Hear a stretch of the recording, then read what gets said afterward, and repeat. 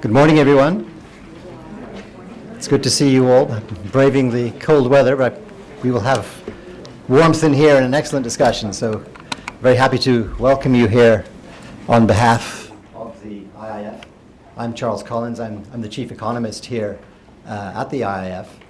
But I have to stress that the IIF is really deeply committed to financial inclusion, really across all our different aspects. And many of those aspects are represented here in the room. So I think this roundtable today provides an important further contribution to our support for work on financial inclusion, and we very much welcome the engagement with the EIU microscope on this issue. For us, financial inclusion is really a very important issue. It's the extension of access to financial services around the world. I'm sure that most of you know that there are around 2 billion people in the world who are either unbanked or underbanked. And we strongly believe that the extension of access to financial services to these people will make a major contribution, provide people with access to a means of payment that is low cost and reliable, provide access to a means of saving that provides secure returns, access to credit at a reasonable cost.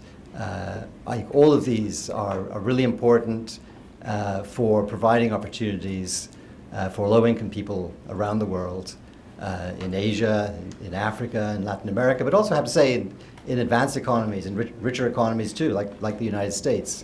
In the US, we also have financial inclusion issues and financial inclusion programs, which I think are quite important. I think by increasing opportunities to low-income people who up to now have been excluded, we really can have an overall macroeconomic impact. I think it creates opportunities to reduce poverty, to address problems of inequality, and even to raise growth by raising savings, raising investment around the world.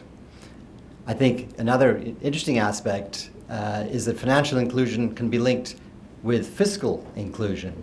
I think governments around the world are realizing that as a wider range of their populations are getting engaged with financial sectors, often using electronic means, that provides a conduit to provide income support, fiscal support to low-income people in ways that are more transparent, less subject to corruption.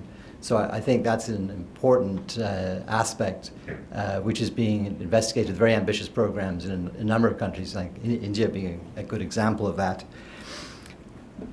So clearly financial inclusion is very important from a broad sense, but also for the financial services industry, for our own members. There is a strong interest and a strong commitment to advancing financial inclusion. And part of it is that our member financial institutions see a social responsibility, a community responsibility to making financial services available more broadly.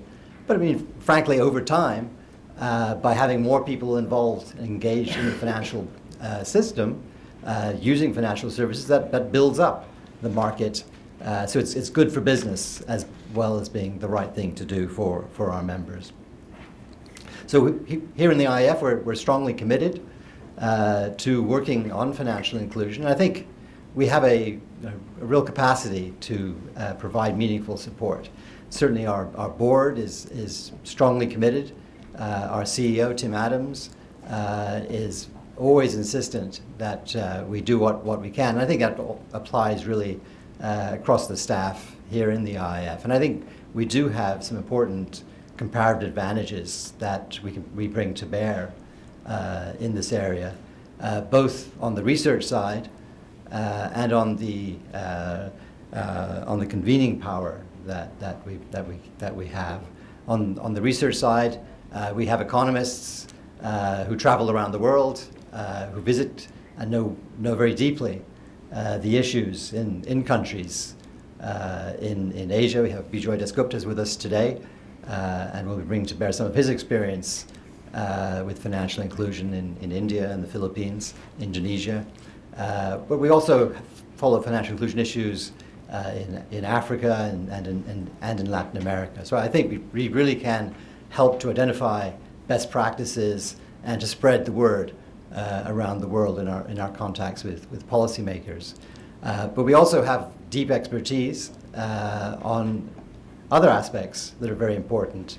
For example, the regulatory front, dealing with important issues, know your customer, dealing with issues of de-risking and ensuring compliance at reasonable cost and reasonable security. We also have a developing fintech team who are certainly also interested in how new technologies, digital technologies, can help to bring financial inclusion more effectively. And I should mention Thomas Conde, who has been here for the past year. He's the one who's providing the overall leadership, bringing all these disparate parts together within the IIF. So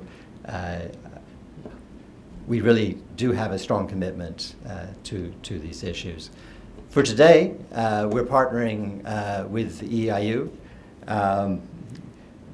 Very happy to do that, as I said. A very interesting report is being produced. I look forward to the discussion by the panel.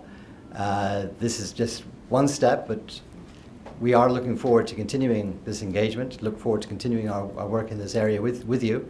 And without any further ado, let me pass the stage to Leo Abruzzese, who is the head of the public policy practice at the EIU.